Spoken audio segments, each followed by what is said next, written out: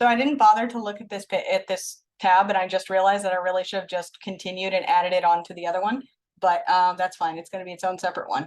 So you just want to build a model that returns the price corresponding to some date and time that's on the other sheet. Okay, so this is going to be a hard input, so he's just going to want it to look up. So you can go to this one, and we'll just copy one of these numbers. So we're just going to copy it, and we want to actually just paste the number. Okay, now notice it gives me a funky number. That's because I need to do the custom date setting that we already discussed, which is right here. Make sure you use the right one. And now we've got that. Now we want to look up the price that corresponds. Okay, and so in order to do that, this time we're going to use VLOOKUP because we are looking for the number in the leftmost column. Okay, it doesn't do you any good to like match and stuff like that. It's the VLOOKUP is just easier. So we're going to look up, oops. So here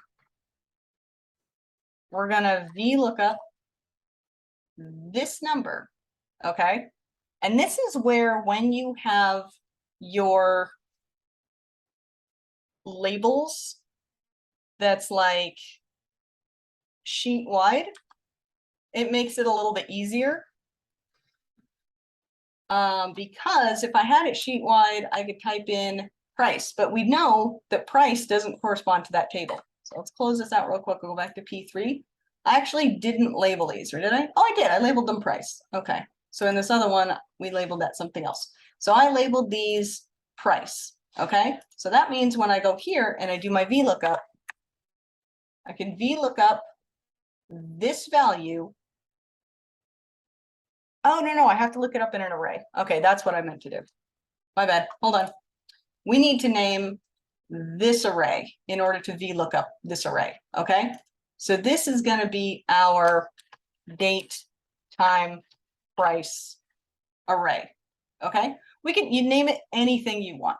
You can name it your array 2. You can name it whatever in the heck, but just label it so that you'll remember what it is. Okay, so now we're gonna VLOOKUP this number in our date. Yes. In our date, time, price array, which is both columns, and we want it to return column 2. Okay, because column 2 was the right-hand column that we want.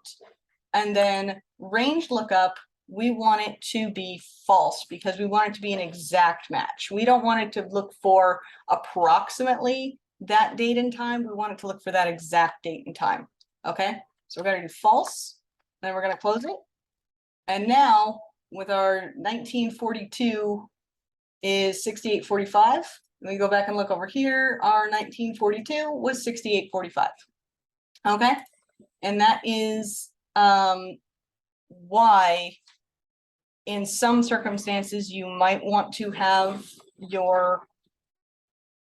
the names of your stuff be workbook wide rather than just on an individual sheet, because if I had named this array and told it to only do it for the individual sheet, this sheet wouldn't have been able to see it.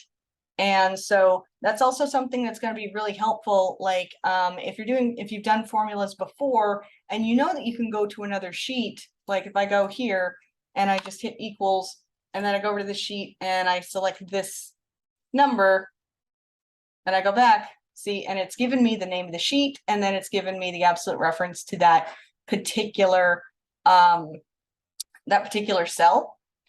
And you can do that, but if you've named it something, then it makes it that much easier when you're building out more and more sheets, when you're doing summary sheets, when you're doing all kinds of other things, to really easily tell the model what data that you're looking for. Okay, and so that's it. That's number 4. It's only worth 10 points, but that's all you need to do, is to just grab a date and time from P3 and then tell this to VLOOKUP that array for that date and time and return the price. Okay, and that's it. And you're all done with homework 1. Good luck. I hope that helps.